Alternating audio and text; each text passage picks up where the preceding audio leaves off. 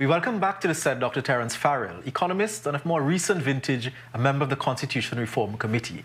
Dr. Farrell, welcome back to the set. Thank you very much. It's good. I told you would be back. You did indeed. So welcome back. But as we do, let's start with the hot topic. This week we heard, the Prime Minister's announcement about removing the Columbus's ships from the National Coat of Arms, and that has more or less taken over the discussion on the constitutional reform. Was this a recommendation of the committee? No. The committee recommended that all the national symbols and things like national anthem and so on be appended to the Constitution. Okay. Some constitutions do have that. For example, if you look at the Guyana Constitution and so on, these things are appended to the Constitution. They are not actually part of the Constitution. They're not part of the law of the Constitution. So we didn't make any recommendation about change or redesign of the coat of arms or any of the other national symbols or anthem and so on and so forth. There were recommendations that came, I think, from some members of the public during the course of our consultations in respect of some of those kinds of things. But since they did not bear on the Constitution itself, we did not consider them, and we documented them. We have a section in the report called collateral issues, and these are documented there, but we didn't take that in terms of making any recommendations. But as an economist yourself, one of the primary concerns coming out of this discussion is the financial implications, the cost of this alleged change in the design of the coat of arms. Depending on who you speak to, it's either millions or billions. What are the cost implications, really? Well, the truth of the matter is I don't know, Neil. I mean, it could cost a lot of money, but I would say make 2 points on that. One is that symbolism in any society is important. The symbols that we have, which tell us who we are and what we stand for, are indeed very important. So the question is, do you put a price tag on that in terms of that? And one can argue that any price is worth paying for the right kind of symbols. The second point that I would make, I suppose, as an economist, is that even if you did decide to make the change to some of these things, that they don't have to be done tomorrow morning. So the coat of arms is on our national currency, for example, but the central bank does not have to change all of the currency at the same time. As notes expire, they will then introduce new notes with whatever new design we come up with, and that's how it will be done. And it would not invalidate the notes that have the old coat of arms on it, for example. And that would apply to everything. It would apply to documents, it would apply to anything. Just as we'd have changed from the Trinidad and Tobago passport to the CARICOM passport. Exactly. I mean, you would make that change, and you, as passports expire, you would then do it. So I think that the cost argument is to my mind, is not how should I put it, a burning issue. Let me put it that way. During the consultation, members of the public would have, itemized a number of concerns with respect to the food and poor health care and that sort of thing. How do you see those everyday bread and butter issues as being relevant or a part of the Constitution? That's an extremely important point, Neil, and it has come up time and time again. And I think it's one of the reasons why people didn't sort of participate very much in the Constitution discussion, because those who know about the Constitution, think about it as something very sort of abstract and so on, and doesn't have anything to do with their day-to-day concerns. And our day-to-day concerns are, in fact, many and pressing. But there is a connection which I've been trying to emphasize whenever I have an opportunity to talk about this. And that is that many of the problems that we experience in our society, whether it is the standard of health care that we have, whether it is the quality of the paving on our roads and on our potholes, the public service, the standard of public service, the quality of public service that we get, all of these things, to my mind, have a common root cause, and that is a lack of accountability. That is to say, that the people who are responsible for doing these things and delivering these things to the required standard are not being held accountable for their performance. And it's one of the questions that the committee wrestled with almost from the get-go. And that is to say that the Constitution must address the question of accountability. that the people who hold office, constitutional office holders in particular, and that means the president, the prime minister, the parliamentarians, the DPP, the service commissions, all of those people who are constitutional office holders, the judges, the judiciary, have to be held accountable for two things: for integrity and for performance. That is to say, they have a job to do, and they must do that job well. And if they don't do the job well, then they've got to be held to account for it.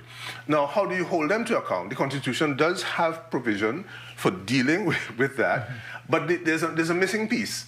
And the missing piece is that very often we find in the Constitution that it doesn't talk about what those performance standards are. And so we have suggested that there is a need. For example, we have elaborated the responsibilities of the Parliament. Funny enough, it's not in the Constitution. So we have elaborated what the parliamentarians are responsible for. And we've also made the point that, for example, your parliamentarians need to be people who are full-time in their jobs. Parliamentarians are not now full-time. They are part-time jobs. And they need to be properly qualified to do what they're supposed to do. And we need to have more parliamentarians. So we have recommended expanding the Parliament to, I think, about 59 parliamentarians, so that the parliamentarians can do the important job of scrutinizing legislation and scrutinizing the performance of the constitutional offices. And you're separating, therefore, the role of parliamentarians from cabinet ministers. Oh, absolutely. So we have one recommendation is that you can only take 8 members from the House to go into the cabinet, and that the cabinet itself will be limited to 18. In other words, the number of ministries will be limited to 18. And now what that does, we think, is that it will mean that you have a larger number of parliamentarians who are not cabinet ministers and who can attend to their constituency duties as well as their parliamentary duties.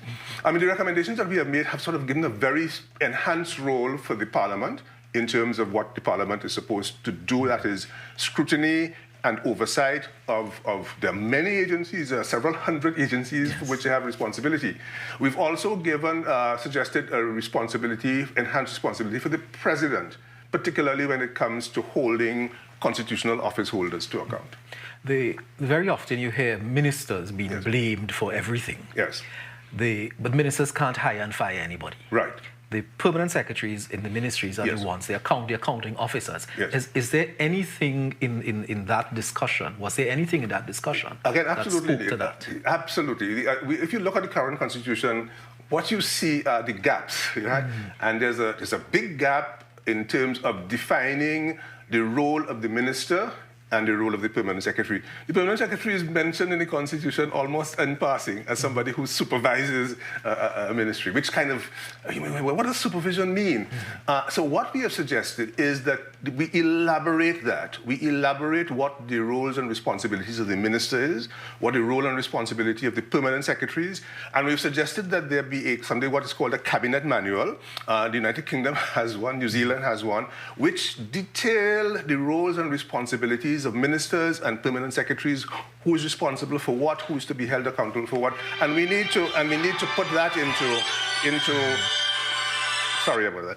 We need to put that into place so that you can have effective accountability for ministers, what they're responsible for, and effective accountability for the permanent secretaries and what they're responsible for. And it is those bread and butter issues many people felt or feel have been sidelined by the recent decision or the recent announcement by the political party that is in government, namely the PNM, about this change in the Cod of Arms, or their rejection, to use that phrase, of certain provisions or certain what has been recommended. What do you think is the role of a political party, any political party, in this whole scenario? Should political parties be giving their opinion in terms of what should be and not be in the Constitution? Absolutely. I mean, the publication of the report is, in fact, intended to stimulate that discussion and debate. The recommendations which we have made have come out of a particular kind of process which has involved the public. and the public have made their recommendations. In fact, in some cases, the recommendations that the people have made have been kind of contradictory. Some people are for this and they're against certain other kinds of things. The committee has taken a position and put that forward. And what we now expect is that political parties, civil society organizations, trade unions, the business community will step forward, read the document in detail, apply what I said, we're looking at people applying reason and principle to the recommendations that have been made and to make their own. So that's what we're looking for. So let me ask you this final question now. Yeah.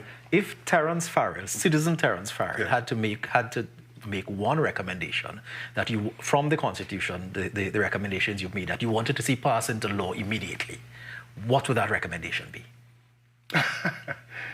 It's very hard to say. I think if I had to pick, if I had to pick, quite frankly, I think that the recommendations surrounding there are two. If you forgive me, there are two. One is the preamble. We have recommended a revised preamble. And we think that the preamble that we put forward there really talks about our values as a society and so on. What is our identity? I think if people internalize that and discuss that, then the discussion that we're having about Cod of Arms and so on now will become a little bit more rounded. And the second thing I would think about the accountability question. I think the recommendations around the questions of accountability are, in fact, critical to the resolution of many of the problems that we have, including crime and so on and so forth that we are seeing, health care, education system and so on, holding office holders to account from the top and then coming all the way down to the constable, to the teacher in the classroom, to holding people to account for integrity and for performance. And is that why you've titled the document, We the People? Absolutely. Yeah. Because as a republic, the people have to appreciate that it is the people who are in charge. Mm-hmm. It is not the parliament. We are not a parliamentary system like the United Kingdom. We are a system in which the constitution is supreme, and the constitution comes from the people. And therefore, the people can say to the parliament, this is what we want to see in a constitution. And hopefully, that is going to happen. Dr. Farrell, thanks very much. You're very welcome. Intriguing as usual. Indeed. Very welcome. Thank you. Okay.